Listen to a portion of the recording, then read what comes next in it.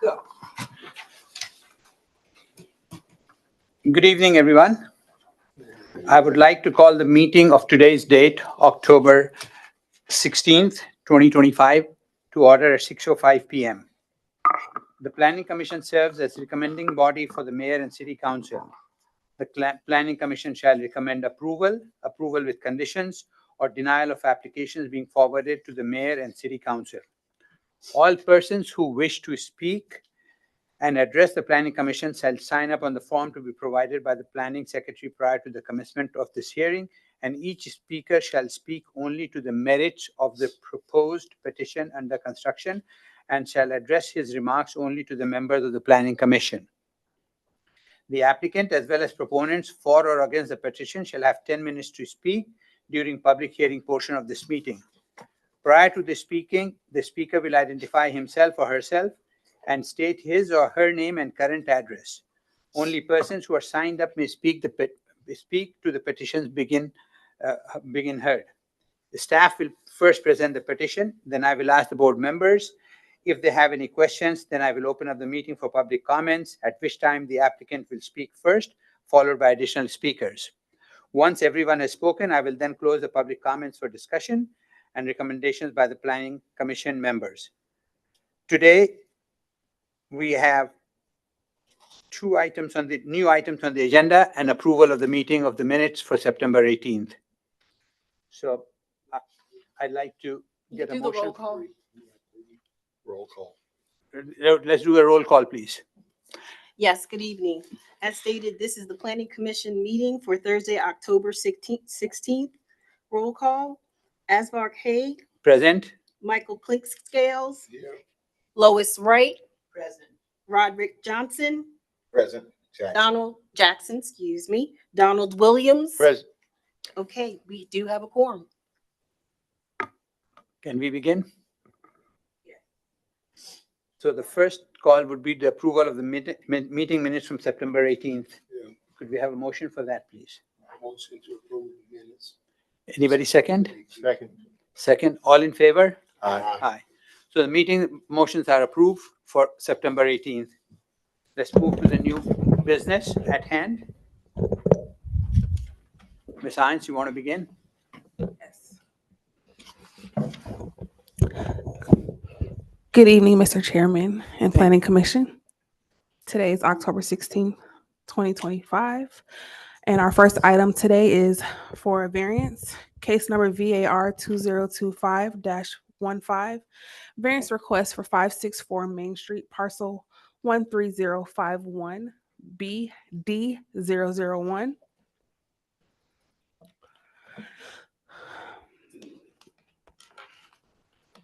The applicant, April Ingram, is requesting multiple variances from the City of Forest Park zoning ordinance, including modifications to the parking area screening requirements, a reduction in parallel parking space dimensions, allowance for existing reduced front and side yard setbacks, permissions to maintain existing building setbacks along Main Street, Puckett Street, North Avenue, and Hendricks, and approval to exceed the maximum 30,000 square foot of floor area for a single commercial tenant to allow the total of 47,127 square feet.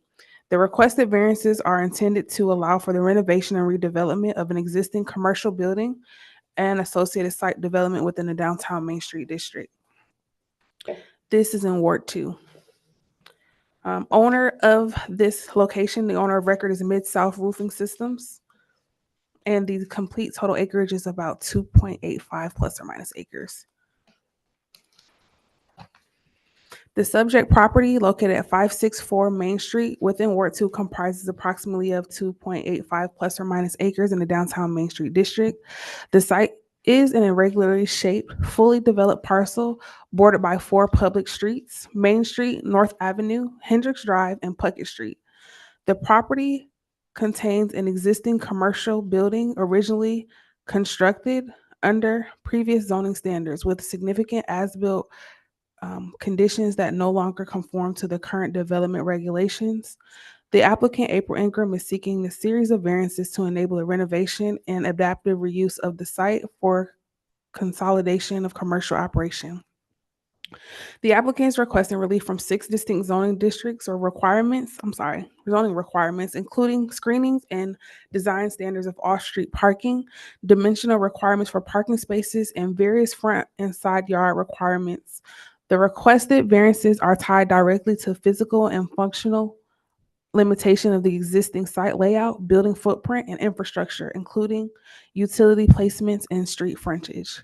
Specifically, the applicant seeks to, 1, replace required low screening walls for parking lots abutting residential frontages with dense vegetative buffers and bioswales. 2, remove the requirement for continuous vegetation or low wall adjacent to sidewalks in favor of naturalistic landscaping treatments.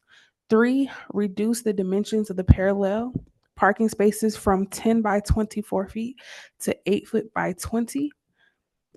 4, maintain existing side and front yard setbacks that range from 2.2 feet to 7.5 feet where 10 feet is required. 5, allow all existing building setbacks from back of the sidewalk along Main Street, Puckett Street, North Avenue, and Hendricks Drive to remain where 0 setback is required by code. And 6, accommodate an increased total floor area, as stated, addressed under separate conditional use. According to the applicant's justification, strict enforcement of the downtown Main Street District development standards would significantly constrain the site's ability to accommodate compliant parking, site circulation, and renovation efforts, effectively undermining the feasibility of this reuse. The site's legacy conditions, including non-conforming setbacks and limited development area, are cited and pre-existing constraints not created by the current owner. Staff analysis acknowledges that the downtown Main Street District was designed to promote pedestrian-oriented, high-density mixed-use development. However, this site represents a uniquely large single-user parcel and multiple frontages of an existing building footprint that predates the district's urban form standards. The request to replace hard edge walls with green infrastructure and landscape buffers along the contemporary planning principles related to sustainability, stormwater management, and may present more of a context-sensitive interface with adjacent uses. This request can reduce parallel parking dimensions, reflects common urban parking standards, particularly for or on the street constrained infill context. While not ideal in all cases, the proposed 8 foot by 20 foot dimensions are widely accepted and accepted in similar environments and may be appropriate here given the constraints, block configuration, and total parking demand. Regularly setbacks reductions, staff notes that these are existing conditions inherited by the applicant, and variances are primarily procedural in nature, intended to bring forward non-conforming elements into compliance to support renovation. While substantial deviations exist from the current code, especially in the case of Main Street frontage, the applicant proposes a net improvement by reducing the prior setback and installing new on-street parking and sidewalks, which improves the public realm and better aligns with the district's walkability goals. Ultimately, while the cumulatively nature of the variance request could raise concerns about erosion for the downtown Main Street District's intent, the constrained physical layout and the adaptive reuse character of the project distinguishes it from a greenfield development or speculative proposals.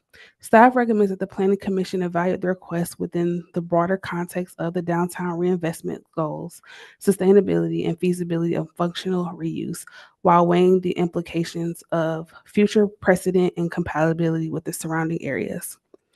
On page 9, I have provided you all with an aerial view and a zoning map. The zoning classifications of contiguous properties. North of the parcel is single-family residential district, and south is institutional commercial district. East is the downtown Main Street district, and west is also single-family residential district. On page 10, you have the site survey, and as well as on page 11, the site plan of what's proposed. I have also included site photos on page 12 and 13, which shows the parcel or the subject property. Page 12 shows Main Street, and then page 13 is the rear of the parcel. Variance justification. The Planning Commission may grant a variance from the development standards of this chapter and permits under this chapter if after a public hearing, it makes findings in fact in writing that the approval will not be injurious to the public health, safety, morals, and general welfare of the community. The use of the value of the area adjacent to the property, including in this variance, will not be affected in a substantially adverse manner.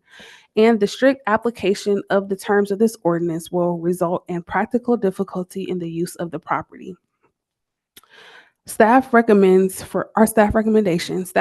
approval of this variance request with conditions of the variance to 1, replace the required low screening wall for parking areas adjacent to the streets with residential frontages per section 8-8542B6 within a minimum 8-foot landscape buffer utilizing dense, mature vegetation and bioswales along North Avenue and Puckett Street. 2, eliminate the required continuous low wall or vegetation screening for parking areas adjacent to buildings and sidewalks. This is also per section 8-8542B4 in favor of natural vegetative buffers. 3, reduce the minimum required parallel parking space dimensions from 10 feet wide by 24 feet long per section 8-890, which is our parking standards, to 8 feet wide and to 20 feet wide. 20 feet long. 4, allow the existing side yard setbacks of 2.2 feet along Puckett Street and 7.5 feet along the interior property line to remain in lieu of the required 10-foot setbacks required per section 8-837. 5, allow the existing front yard setbacks from the back of the sidewalk along Main Street, North Avenue, Hendrick Drive, and Puckett Street to remain in lieu of the required 0 setback line of section 8-8547A. That is the downtown Main Street district overlay guidelines.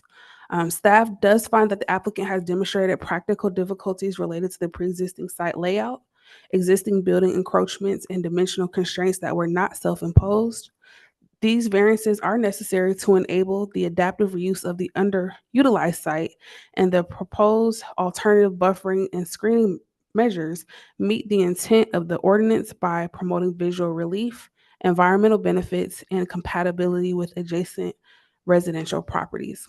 This variance request, as conditioned, will not result in a substantial detriment to the public good, nor will they impair the intent to purpose the DM district zoning standard. On balance, the proposal supports reinvestment in the key downtown property, enhances streetscape conditions, and maintains a high standard in site design through alternative compliance strategies. And that concludes my reports. I'm here for any questions if you have any. So you have laid down the conditions of approval as well over there. Yeah, so I do. These conditions of approval basically support Same what thing. was listed, Mhm. but I'll just review them just for the record. So 1, proposed vegetation buffers along North Avenue and Puckett Street shall include native or drought tolerated plant species and be installed at a density sufficient to visually screening parking areas from residential views year round. 2, the bioswale design shall be reviewed and approved by the city engineer to ensure stormwater management and integration with the streetscape. 3, all parking spaces must be clearly marked and striped according to the approved site plan. ADA compliant spaces must meet all applicable federal and state requirements. 4, the site plan shall reflect the proposed setbacks and parking dimensions as approved through the variance and must be recorded with the final permit submittal. 5, this variance approval shall apply only to the proposed reuse of the existing structure. Any future redevelopment or demolition of the existing building may require full compliance with the zoning ordinance or separate variance review. And that concludes. Very good. Any of the board members have any questions? Yes, I remember, this project being brought before us a couple of months ago. And it was a resident had spoke up about, the property being a hindrance to her. And what is gonna be on that? Is the parking lot? And is it not going to have the big trucks? Well, just for clarity, Ms. Wright, the property that you're questioning is a completely different property. What we're proposing, this address is 564 Main Street. The address you're thinking of is what we had on Planning Commission was 486. So this is two different properties. I have one question. Yes. This is on page, on certain, page number 5, the survey page. Yes. Looking at the erosion line, the direction that the water's gonna flow. Do you plan, I don't see a detention basin on the site. Are you planning to do stormwater drain systems in there? You have a property right there on the corner of Hendricks, and I think the north is your property. But right next to it is Phone Dome Realty or something like that. What are you gonna do to prevent that stormwater from flooding his section? And then on down before you get to Main Street, there's a small little building there where there's I think they do cars or whatever. I don't know. Hardly ever see anybody there. What are we gonna do to prevent stormwater from flooding these people? So I'll speak minimally and then I'll let the applicant speak. But the purpose of the bioswale is to create another type of filtering system or detention instead of having actual detention pond on premise. Would you care to speak? Okay, please state your name and your address for the record. Hello, everyone. I'm Audrey Plummer. I'm the architect working on this property. The address 564 Main Street. So the question was about how stormwater is going to be handled on site. So yes, we will be doing the bioswales, which you can kind of see on the site plan are these larger kind of green areas. So these will do quite a lot of the handling of the stormwater that comes off of both the parking lot as well as the building. We do understand concerns about flooding. So we have been working with our engineer over the past 6 weeks or so just to kind of refine that. He has proposed some additional underground detention just to help make sure that we're not flooding the streets, the neighbors, making sure that we're handling all of our stormwater on site. Also in a way that's not, a giant detention pond that kind of attracts mosquitoes and everything. So we want to make kind of a nice, it'll be underground detention with kind of a nice linear park space over it so that it should be a nice amenity for the neighborhood while still handling the stormwater. And that's, again, in addition to those bioswales that are on Hendricks and Puckett. Thank you. Yes. Any other questions? Yes. Existing building, will it stay the same or is a lot of remodeling? Yes, so the exterior of the building will remain as is. We will be making some enhancements just to make sure that it doesn't look like kind of an old abandoned warehouse, but instead a cool adaptive reuse warehouse. We are going to be demolishing a couple pieces of the building, just we don't necessarily need it, and we need that space for parking and for stormwater management. But the vast majority of the building will remain as is.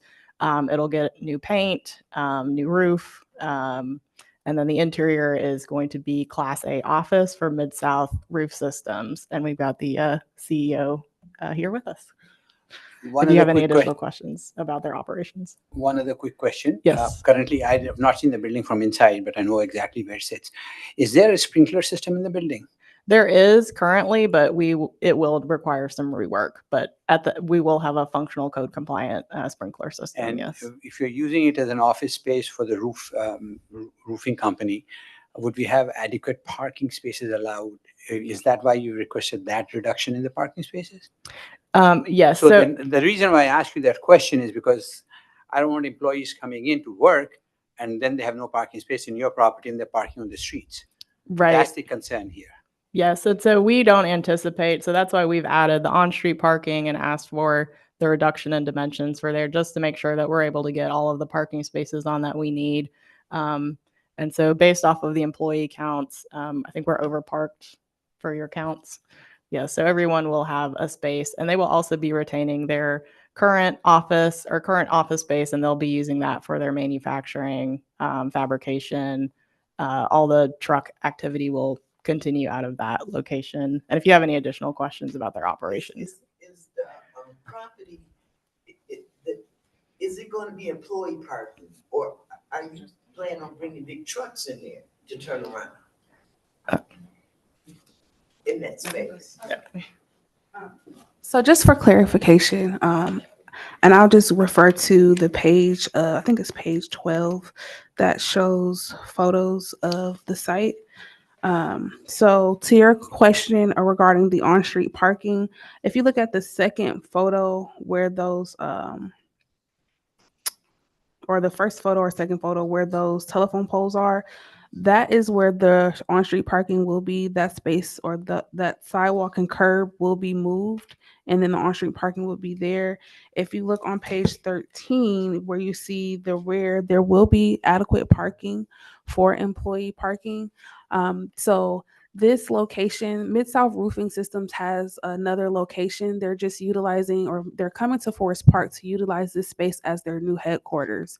So it will be their office space internally, and then their other location is where their trucks and different things will be. But this is more so just for office space, their training of staff and things of that nature. Okay. Right now, your office is right on Old Dixie, isn't it? Yes, right. Gotcha. And they will maintain that office on Old Dixie, but they're just moving their office and headquarters to Main Street. Any other questions? Can we have a motion, please? Just one other, just for the approval conditions, being able to handle those conditions. Is it any problems in that area? Do you all have any issues with compliance with the conditions set forth? Could we have a motion, please? Motion to approve variance 2025-15. Second. With conditions. So, all in favor? With, Aye. with conditions. With conditions. Please make sure it's with conditions. Yes. Thank you. Thank So you. the motion is approved. Yes. All right. So this motion has been passed with conditions. Thank you. All right. So our next item is conditional use permit.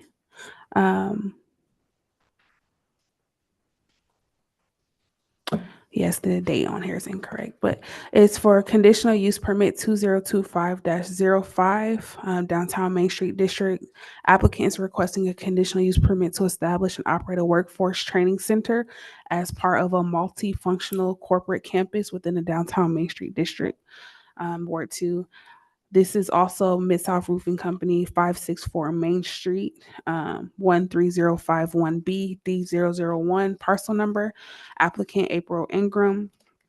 A summary: the applicant at 564 Main Street, Mid-South Roofing Systems, is requesting a conditional use permit to allow the adaptive reuse and renovation of the existing 2.85 plus or minus acre parcel within the downtown Main Street district. The subject property, formerly used as an exhibit and display manufacturing, is proposed to be redeveloped in a multifunctional campus to support MSRS corporate administrative offices, workforce training facility, and operational support functions. The site currently includes several commercial buildings which will be renovated and repurposed. Buildings B1 through B4 will accommodate corporate offices. Building B6 will be dedicated to human resources, IT, and reception services. And buildings B5 will be converted into a specialized employee training center focused on hands-on technical instruction, including roofing, mock-up construction, and storage of training materials. The applicant also proposes to demolish an existing garage and portion of the main building to allow for enhanced site access, parking, and landscaping improvements. The subject property is zoned downtown Main Street District, which promotes professional offices and variety of retail and institutional uses, but does not explicitly allow the proposed training and material storage activities associated with building B5's function. As such, the applicant has submitted a conditional use application to seek approval for the specific use which is not enumerated as permitted or conditional use within the zoning ordinance for this district. Conditional use permits serve as a mechanism to allow uses that are not automatically permitted within a zoning district by right, but may have compatible or may be compatible with surrounding development under appropriate condition.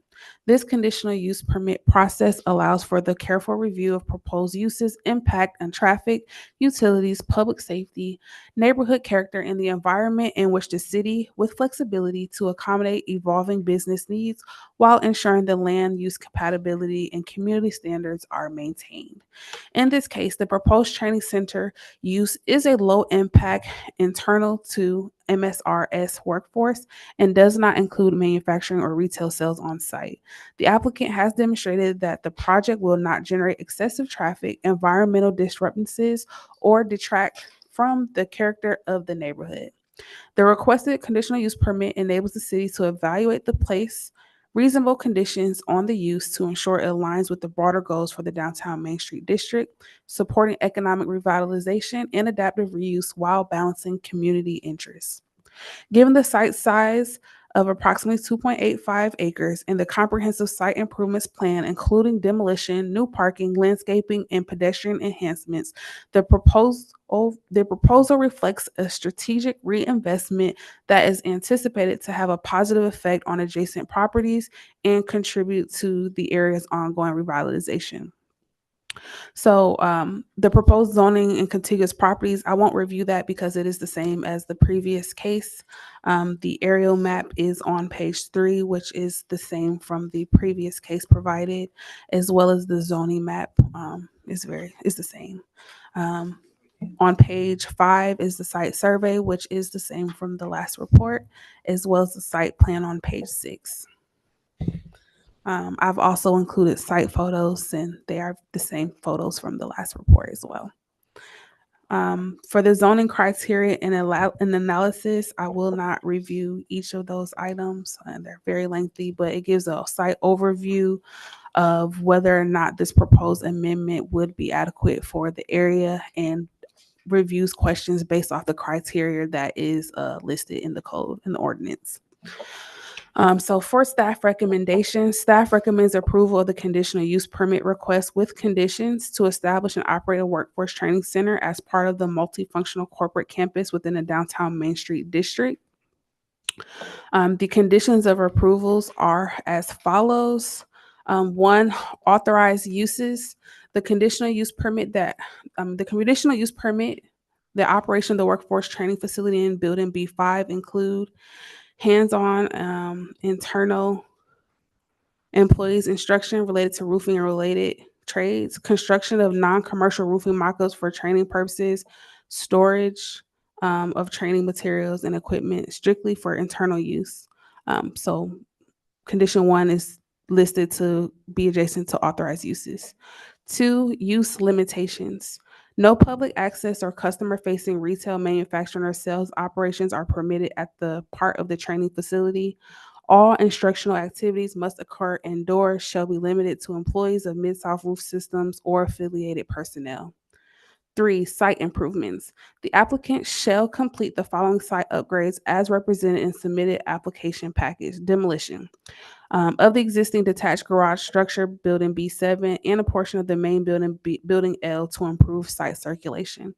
Installation of new surface parking and on-street parking to meet code and operational needs. Enhanced landscaping and screening along street frontages and within parking areas.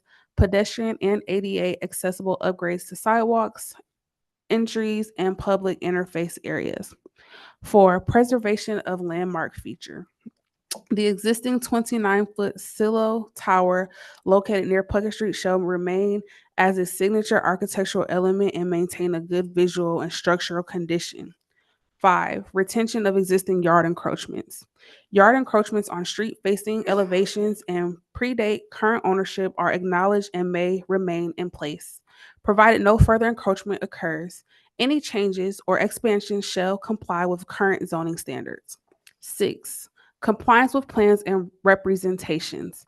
The project shall be developed substantially in accordance with the site plan, floor plans, elevations, and written materials submitted within this conditional use permit application, including use of descriptions by building B1 through B6, photographs and renderings, parking and landscaping plans.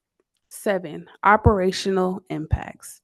Training activities shall be scheduled to avoid excessive noise, traffic, or disturbance to adjacent properties. Deliveries associated with the training center shall be limited to light-duty trucks or vans. No use of semi-trailers or 18-wheelers permitted. 8, licensing and code compliance. All applicable local, state, and federal regulations related to building, fire, safety, accessibility, and occupational training shall be met. All required permits and licenses must be obtained prior to occupancy or operations of the training facility. And that concludes my report, and I'm here if you have any questions.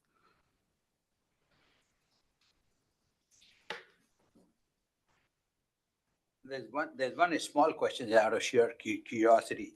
You mentioned about the 29-foot silo tower. Mhm. So it'll be their responsibility to maintain it. So They could light it up during Christmas. That's what I'm asking.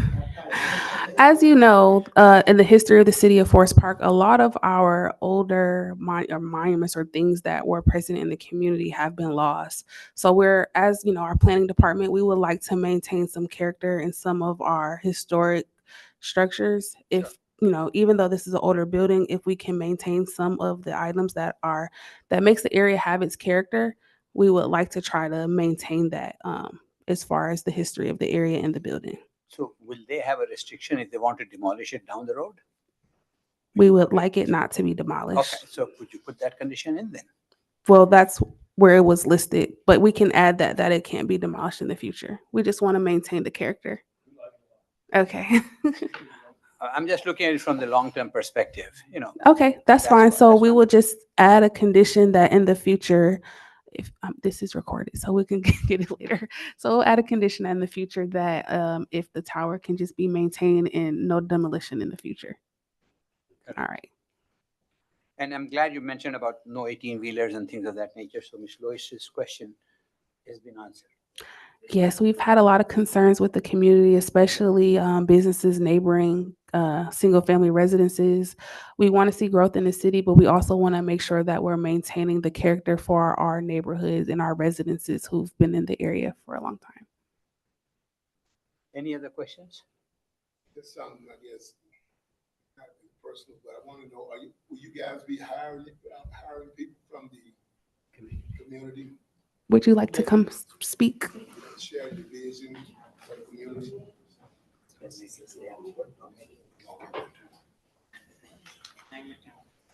Jeff Mitchell, Mid-South Roof Systems, 564 Main Street. 18% of our current workforce lives in the city as it is now, and our intent is to grow and be a good neighbor and continue to grow our employed population from the local area. We want to double down on being committed to being here, and you know, one of our goals at the company is to be a great place to work, but we also want to be good neighbors. So we're really excited about the tower. We're really excited about the character of this old building. It's been great working with the architects to bring that, you know, into the modern era from an office standpoint. So yeah, we're ecstatic. One financial question for you. On an average basis, the city of Forest Park's average annual income for the people has been mid-30s to low 40s. How will you be, with you putting in the number of people here, would that help in raising the annual revenue for the general public? I think so. So I'm gonna answer that. I'm trying to do some quick mental math. Our average, we have 210 employees. 140 of them are hourly. Our average hourly pay is $26.88, I want to say. So that with overtime on a 55-hour week by 52 weeks is going to be significantly higher than the number you put out The there. reason why I ask is because if there's any more retail occupancies come along on Main Street, Right. then it would help generate revenue for the city and the taxes and everything. And that's the Yes. basic idea behind asking that question. Got it. Yeah. Okay. And you do know that the minimum wage in the city of Forest Park is $23.46. Very nice. Is it? Yes. Oh, okay. So, okay, good deal. Yes, sir. Anybody else? My question is always about education. Will you be getting the people where will you get some of the newer employees? Like to date, there are very few people younger than I am that are actually in the industry. Will you be recruiting maybe from maybe Forest Park High School? Will you be offering them OSHA 10 or OSHA 30? Yes, Anything yes. So we do OSHA 10, we do OSHA 30.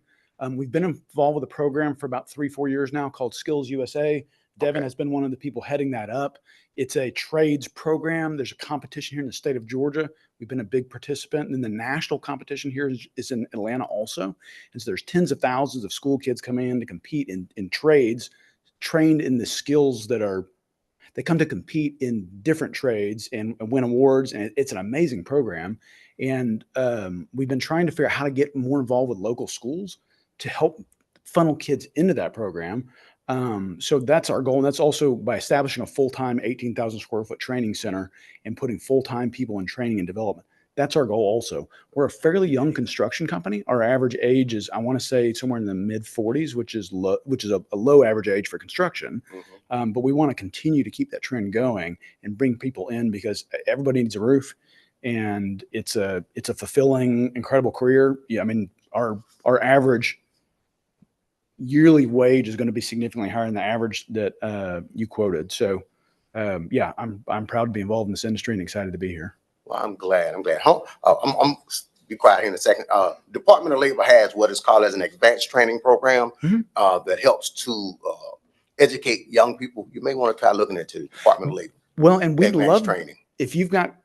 We've struggled to connect with local schools and figure that out, and that's probably mostly our fault to just having time. Forest Park High School. Yeah, we'd love to figure that out because we would volunteer time and people to bring kids into the Skills USA program, and it helps establish interest and exposure, and that these are great careers, and then allow kids to launch off into those or work for some other company or just be involved in construction in general, or there's all kinds of other trades associated with Skills USA. So it's a really exciting program. I have students who competed in that. Oh, cool. So, Yeah. all right. Well, Thank you. Glad to Yeah. see it. Can you leave a card, and I can pass it on to, Yes, ma'am. one of our council representatives is the parent liaison with City of Forest Park. Okay, Forest Park, High school. high school. great. So, we get that card to her and, Yes, ma'am. Should we want me to walk it up there or leave it right here? yes, sir. Thank you. Okay. Oh, Thank you. Thank you. Any other questions from the board? Can we have a motion? Good. Zach, you want to make a motion? You want to make a motion? I cannot make a motion, so I have to ask my team I'm member. sorry. She has a question. Yes, ma'am. Go ahead. Sorry about that. Good evening. I'm April Ingram. My address is 3688 Clearview Avenue, Atlanta 30340. I do have a question about the conditions on the silo. Since we're adding some additional language, what are they limited or not limited to do to the silo in terms of improvements to it, if it's going to be added to not be demolished? Ms. Savan, you want to answer that? Yeah, so you all are able to make improvements on it, but we just don't want it demolished. So anything to maintain the character, maybe updating. And Nicole, sorry, this is Director Dozier, but if she has any additional comments, she's able to provide as well. But we want to make sure that we're maintaining the character. I know that the tower is very old, and it predates a lot of the development in the city. So of course, the improvements needed would be maybe substantial, but we just want to ensure that the improvements still meet the design guidelines in the area. And then if you all have questions as you're working through with updating that, staff would be regularly available to assist you all with that. Did you have any additional comments? I just wanted to mention, the group is appearing before the Urban Design Review Board. Tomorrow. So they might have some detail with regards to Design. design and changes or, modifications to the structure or other things. Yes. Thank you. You're welcome. Can we have a motion, please? Motion, you'll see, 20-25 for 5 conditional use. 5964 Main Street, 564 Main Street. 564 Main Street. I second the motion. With the conditions. All in favor? Aye. Aye. So the motion is approved with the conditions. Yes. And please make sure the silo thing is in there. Yes, I will definitely ma'am. include that. Thank Thank you. you. All right. So our final case for this evening is case RZ 2025-03, current zoning single-family residential. Proposed request to rezone the property from single-family residential district to general commercial district to allow the site to be utilized as commercial use for future development within Ward 3. Owner of record, Professional Property Investments LLC, applicant Butch Springer. Parcels 13048D A017. Total acreage is 0.26 plus or minus acres. The subject property is a single parcel totaling approximately 0.26 plus or minus acres in Ward 3, located at 4652B Jonesboro Road, situated along a major arterial corridor that serves as a transitional area between residential neighborhoods and commercial development. The parcel is located directly behind a separate front-facing commercial parcel that shares the same address, 4652 Jonesboro Road, and is developed with an existing structure that has historically been used for commercial purposes. The property is zoned single-family residential district, although the applicant is requesting a rezone to general commercial to allow future commercial redevelopment of the site. According to applicant's letter of intent, the existing structure on the property previously operated as a driveline services and automotive repair business that served the community for over 40 years. The applicant states that the commercial use of the site began as early as 1978 and continued until approximately 5 years ago. They also note that the property tax records have historically been identified that the parcel is commercial in designation. The applicant contends that the current residential zoning may be a result of a mapping error or oversight during prior zoning updates and that the property has never been used for residential purposes. The applicant cites that the discrepancy has created a hardship as the current zoning limits the ability to reinvest in the site in return for viable commercial use. Staff has conducted a comprehensive review of the city's official zoning maps, including those from 2013, 2016, 2021, and our current 2024 zoning map, as well as the future land use map. All documents consistently show that the parcel is being designated single-family residential with a low-density residential land use classification. No records were found indicating that the parcel was ever zoned for commercial use within the city's zoning framework. While it is possible that the use predated the city's incorporation or zoning ordinance enforcement, staff were unable to substantiate the applicant's claims through official land use or zoning records. Despite this inconsistency between historic use and current zoning, staff recognizes that the property has been functionally tied to the front commercial parcel, sharing an address and vehicular access from Jonesboro Road, with no side or rear access available. This restricts the property's feasibility for residential use and supports consideration for commercial redevelopment, particularly as part of a unified commercial site with a front parcel. Given the corridor's existing commercial character, the structure's historic commercial use, and the site's physical constraints, staff supports the request to rezone the parcel from RS to GC to facilitate appropriate redevelopment. Any proposed redevelopment or reactivation of the site should comply with current city requirements for access, parking, screening, landscaping, stormwater, and buffering to ensure compatibility with adjacent properties. So for the contiguous zoning of this property, north of this parcel is split zone. So there's general commercial and single family residential. South is also split zone as general commercial and single family residential. East of the parcel is single family residential and west of the parcel is general commercial district. On page 30, I have provided you all with a aerial map and the zoning map for your records. And also on page 31 is a copy of the future land use map as it currently states. In the site photos, as you can see, the first photo just shows the structure that is on the parcel. It's in the backyard of someone's home.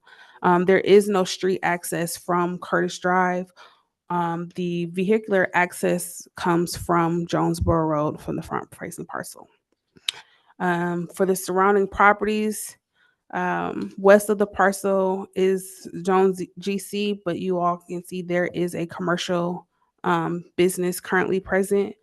And then, as stated previously, east of the parcel is single family residential, and the same for the split zoning parcels. We have provided you all with a boundary survey on page 35.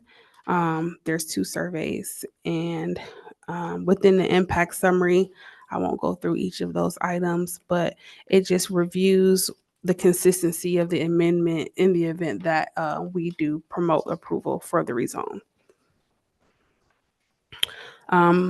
As far as staff review, Public Works, Police, and Fire did not conduct a formal review of the rezoning request, as no site development or building plans have been submitted at this stage. Additional department reviews will be required during the site plan and permitting process. Planning and community development staff. Planning staff has conducted a full review of the rezoning request and supports the recommendation to rezone the parcel. This recommendation is based on land compatibility, the site long-term commercial use, and the physical development pattern along Jonesboro Road. Although zoning maps have historically designated the parcel as residential, the presence of an existing commercial structure, the lack of rear side access, and the property's dependence on adjacent front commercial lot for access make residential use impractical. Staff recommends approval with conditions of the rezoning request for the parcel located at 4652B Jonesboro Road. This recommendation is based on the detailed review of the land use history, current access limitations, and the surrounding development context. And then the following conditions shall apply.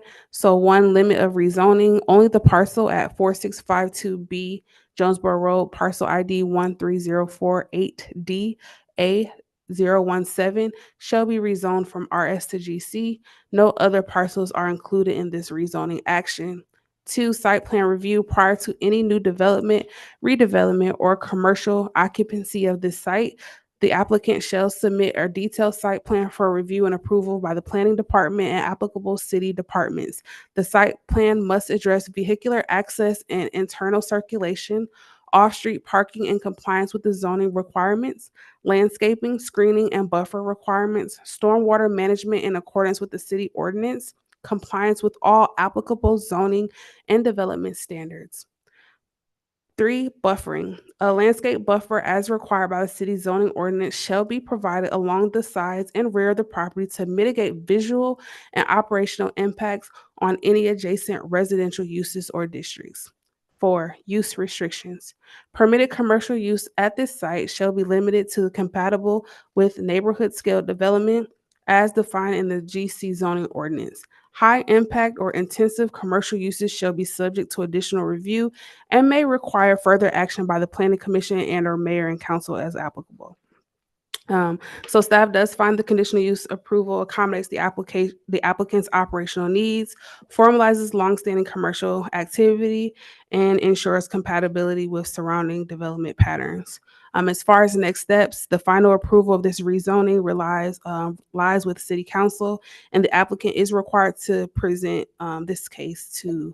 Well, we will be presenting this case to City Council on Monday, November 3rd, and they will make the final decision regarding the rezoning request. And Savon, can I? Good evening again. I just wanted to mention this also includes a change of flume designation. The flume designation is currently residential. Once you approve this, the flume designation will be changed to a commercial designation just to ensure that the flume and zoning match. Yes. And that concludes my report, and I'm here if you have any questions. Any questions? Yeah, maybe even just with amongst ourselves, but I always had a problem when you change and taking it from residential to commercial. And I was looking at where this man's property and then it bumps up against commercial. And also she was saying that it may be a historic, something about, at least let's table it until we can look at it and see I mean, about that property. if you look at the picture on the property, Mr. Wright, and there's nothing there. It's not historic. That one is not historic. I can promise you that. But why do you think they? No, that was the silo. No, we were talking about the silo. over No, there. we not. I'm listening to this. So if Okay, I okay, can, oh, okay. yeah, if I can just make some clarification. Okay. So Sorry about the issue is that front-facing parcel has the exact same address of that rear parcel. He is the property owner of both parcels. There's an existing structure on that parcel, but there is no access from the residential side. So one of the conditions is maintaining or adding some additional buffering if there is any site development there to provide some separation between the residential area and this commercial use. That's why the zoning is to be able to do and add. Yes, because it's already a commercial building on the property. It's just, as stated, we did a thorough review. I looked back at maps from 2013, and all the designation then was still single family residential, but this building was still there back then. So, and yes, the applicant is here to speak if, please state your name, your address. And the structure is most likely non-conforming, which is the reason why it's on a commercial structure is on a residential zone property. Good evening, council. My name is Butch Springer, 1401 Highway 20 West, McDonough, Georgia. My partner that still owns part of this building, he operated Driveline Services out of this building in 1978 when he moved from California to here. He had it from 78. He cleaned it up.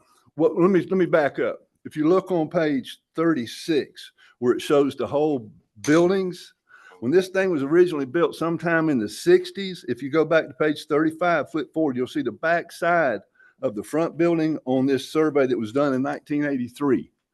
When this was done in 1983, this building was built all at one time. The restaurant was in the front. There's about a 20-foot break, and then the 100-foot building they did right behind it. I mean, this building's been there since 60-something. So when they did that, they just gave them both. My partner, Bob, which still is the owner of this, his unit was 4652, and it was unit B. It's like a strip center along the front, except it's turned this way. So you got the front, which is a restaurant, and then you've got his commercial building that he made money out of for 40-something years there. So it's been a commercial use all that time. And Hector Gutierrez, he owns the corner right there behind us. And Hector knows. Hector jumped our fence to go to the other guy, and he's like, I know it's commercial. It's been commercial forever. So I don't know, ma'am. That's the problem we have, because it just wasn't ever changed. So, I mean, but the building has been there. It's been a commercial building. It's been an operation. The guy, quite honestly, council, I almost feel like we're in a mission of guilt that we've been operating for 40 years of business when it actually was a commercial building, because that whole building's been there for 60 years. It just was somehow on their colors was just not colored right. But that building has been there. It's served this community. It's served drive shafts. It's been there since, I don't know how long. Like I said, Bob's been there since 78, and he bought it in 83. And that's why on page 35, the survey shows from 83. Now, I redid one earlier this year that you see on page 36, but the building's been there, gosh, like I said, it's been there 50 years. He had it since, I don't want to keep stressing that, but yeah, it's been that way for. Thank you. And Hector, he lives right behind us, and he's like, I know it's been commercial. He was like on board, not a problem. Thank you. Thank you. Yeah, so Ms. Wright, just to address your question, through the time we have different things that come about, and when our maps are created, and we do updates to our mapping every 5 to 10 years. So though that I went back to 2013 and I looked at our future land use map that is 10 years old, because I think it gets redone next year, 2026. So our future land use map goes back to 2016. And then the one before that went back to 2006. So through records and different things, as we transition to all of our online bases, some things can get lost. And like I said, I've done a very thorough review. I researched so I couldn't research anymore. We just want to make it right and also assist the applicant to, have the formal use of his property as he should. So based off of the contiguous properties, as well as what's bordering the parcel, it wouldn't be out of character to rezone this parcel, and they are able to do that as long as it's granted by you all and then granted by mayor and council. Yeah, and once again, oh, apologies. Once again, I just want to stress the fact that the structure is non-conforming, which means even if the property had the residential zoning, because of the fact that the structure was pre-existing, as long as the structure was being used, the use would continue regardless of the zoning. So I think what the applicant would like to do is, since the structure has continued to be a commercial structure, he is just looking to have the zoning match for the site where this building is located. Once again, staff has already stressed the fact that we will have the applicant put in landscaping and buffering as required to separate the commercial use from the residential use. So hopefully that will address some of the concerns of some of the board members. Thank you. Yes, thank you. Was the resident, any complaint? No, no complaints. Any other questions? I think by default, the way it was addressed, and the way the address is, we need to give the benefit of doubt to the applicant. Right, yes. That's my opinion. That'd be better. That we have to be fair to him, and there's nothing there. So can somebody make a motion, please? I motion that this is RZ 2025-3 be approved with conditions. Who's seconding? Second. All in favor? Aye. And she abstained from, so the Okay, motion is motion- passed. Okay, thank you. Thank you, with conditions. All right, thank you. Motion passed with conditions. Yes. All right, so that concludes our reports for today. Thank you. And nothing, your report is done. So anything else on the agenda for you gentlemen, ladies? Can we have a motion to adjourn the meeting, please? Motion to adjourn. Boy, he came in too fast. All right, meeting is adjourned. Thank you. Thank you. Thank you.